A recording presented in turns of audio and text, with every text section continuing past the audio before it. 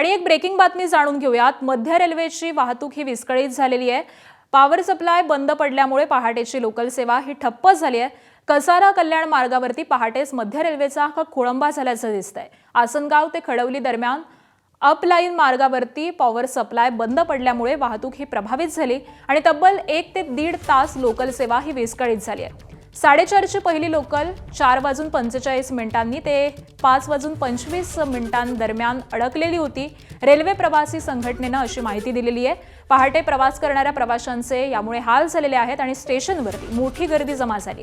वारंवार बिघाडामुळे मध्य रेल्वे प्रशासनावरती प्रवाशांचा संताप हा आता व्यक्त होतोय।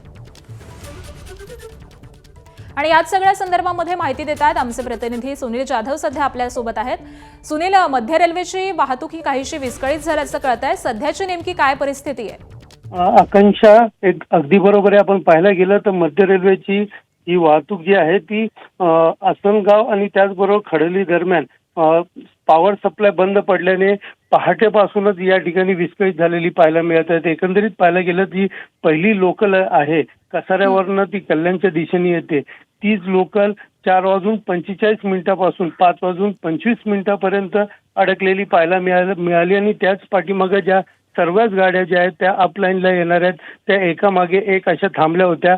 अर्धा ते पाऊण तासानंतर हा जो पॉवर सप्लाय हा पुन्हा सुरू झाला आणि त्यानंतर पुन्हा एकदा रेल्वे प्रशासनाकडनं नियमित वेळावरती रेल्वे सोडण्याचं काम जे आहे ते सुरुवात करण्यात आली। मात्र अजून देखील आपण पाहिलं तर 20 ते 25 मिनिटं उशिरा गाडी या ठिकाणाहून अपलाईनच्या मार्गावरील सगळ्या ट्रेन जे आहे ते 20 ते 25 मिनिटं उशिराने धावताना पाहायला मिळत आहेत। त्यामुळे आज रविवारचा दिवस आहे, सुट्टीचा दिवस असला तरी मोठ्या प्रमाणात प्रवासी जे आहेत ते मुंबईच्या दिशेने येतात।